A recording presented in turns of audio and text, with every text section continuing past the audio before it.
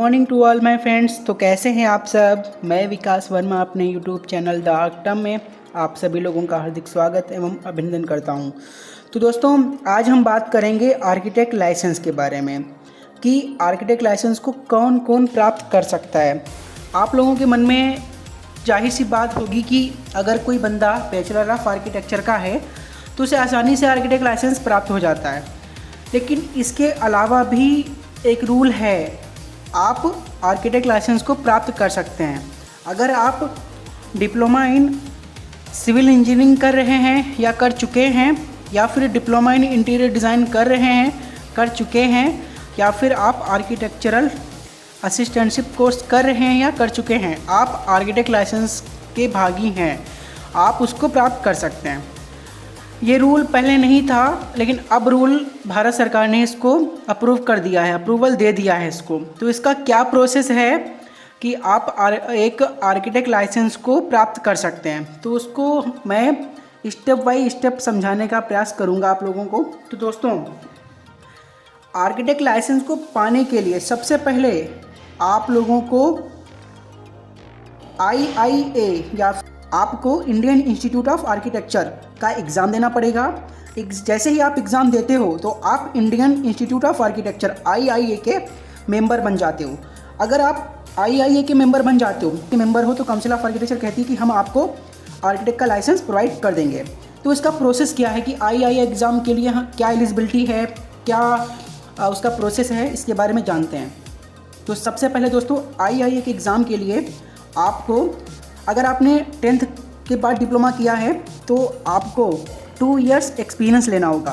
किसके पास? एक council of architecture से ऑथराइज आर्किटेक्ट या IIA का जो मेंबर ऑलरेडी हो उसके पास, और उस बंदे ने 5 साल सर्विस दी हो, मतलब उसने अपना ऑफिस ओपन किए हुए या उसके लाइसेंस मिले हुए 5 साल से हो चुके हों। उसके अंडर में आप लोगों को जॉब करना है 2 साल, जिसने 10th के बाद डिप्लोमा किया है। अगर किसी ने 12th के बाद डिप्लोमा किया है तो उसे आर्किटेक्ट के पास कम जॉब करनी पड़ेगी, मतलब कि 1 साल का एक्सपीरियंस आपको वहाँ से लेना है।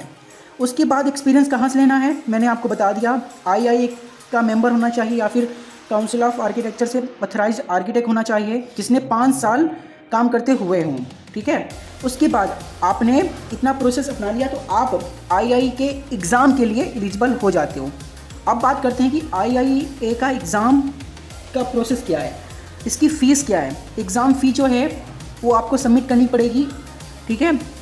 एग्ज़ाम फ़ी कितनी है ये भी डिसाइड नहीं हो पाई है। जैसी डिसाइड होगी मैं आप लोगों को प्रोवाइड करा दूंगा नोटिफिकेशन। अगर आप नए हो तो चैनल को सब्सक्राइब कर लें और बेल आइकन को प्रेस करने का, ताकि मैं कोई भी नोटिफिकेशन आपको देना चाहूँ तो आपके पास आसानी से पहुँच जाए। और IIA का एग्ज़ाम ड्यूरेशन क्या है। IIA मतलब इंडियन इंस्टीट्यूट ऑफ आर्किटेक्चर का एग्ज़ाम ड्यूरेशन है 5 इयर्स।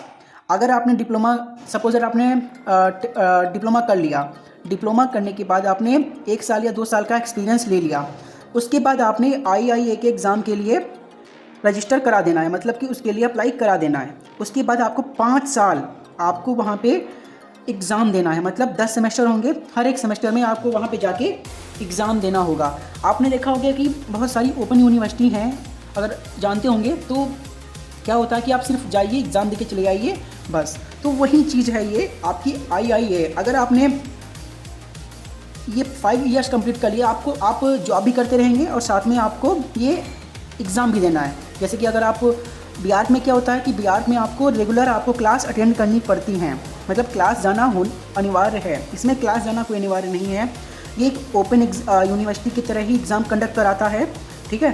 तो आपको 10 सेमेस्टर आपको यहाँ पे कंप्लीट करने हैं, मतलब कि हर 6 महीने के बाद आपको यहाँ पे सिंपल सा एग्ज़ाम देना है। 10-15 दिन की छुट्टी लेके आपको एग्ज़ाम देना है, उसके बाद फिर जॉब पे लग जाना है, फिर आपको एग्ज़ाम देना है। मतलब आपको हर 6 महीने के बाद 15 से 20 दिन की छुट्टी लेनी पड़ेगी अगर आप जॉब कर रहे हो तो, ठीक है। तो ये जो बंदे जॉब कर रहे हैं उनके लिए सबसे बेनिफिट है कि आप जॉब भी करिए और साथ में IIA का एग्ज़ाम देने के बाद आप IIA के मेंबर बन जाओगे। मतलब इसका बेनिफिट क्या है, अगर आप IIA का एग्ज़ाम दे देते हो तो उसका बेनिफिट क्या है।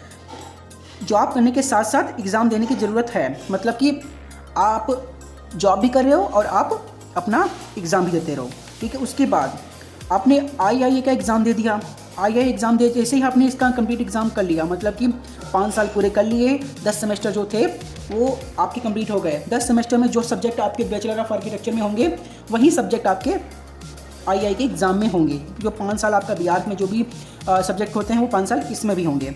ठीक है, आपने आई का एग्ज़ाम कंप्लीट कर लिया, उसके बाद आप आई के मेंबर बन गए, और आई के मेंबर जैसे ही बन जाते हो तो आप काउंसिल ऑफ आर्किटेक्चर आपको आर्किटेक्ट का लाइसेंस प्रोवाइड करा देती है। ओके, तो आप लोगों को सिंपल फंडा समझ में आ गया होगा कि सबसे पहले आपने डिप्लोमा कंप्लीट कर लेना है, 2 साल का एक्सपीरियंस ले लेना है, उसके बाद आई का एग्ज़ाम दे देना है, आई का एग्ज़ाम देने के बाद आई का मेंबर बन जाना है। जैसे ही आप आई के मेंबर बन जाओगे आपको आर्किटेक्ट लाइसेंस मिल जाएगा। ये तो एक रूल नंबर 1 था कि आर्किटेक्ट लाइसेंस कैसे मिल सकता है हमें। रूल नंबर 1 आपको मतलब कि तरीका जो था पहला ये तरीका था कि आप डिप्लोमा आपको पढ़ने की ज़रूरत ही नहीं है, सिंपल सा आप जॉब भी कर रहे हो साथ में आपको आर्किटेक्ट का लाइसेंस भी मिल जाता है। ठीक, रूल नंबर दूसरा कि रूल नंबर दूसरा है क्या ये।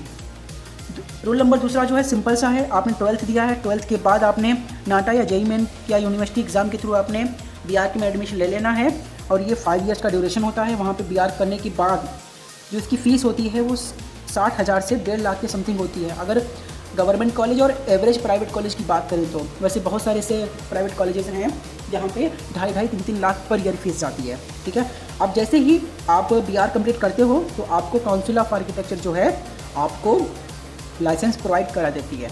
ठीक है, तो ये रूल नंबर दूसरा था, तरीका दूसरा था आर्किटेक्ट लाइसेंस पाने का, और ये तरीका पहला था। ये तरीका क्या है, आपने 3 साल का मतलब बिना कुछ पढ़ाई किए हुए, मतलब कि आप जॉब कर रहे हो तो आपको इंडस्ट्री का नॉलेज भी हो रहा है।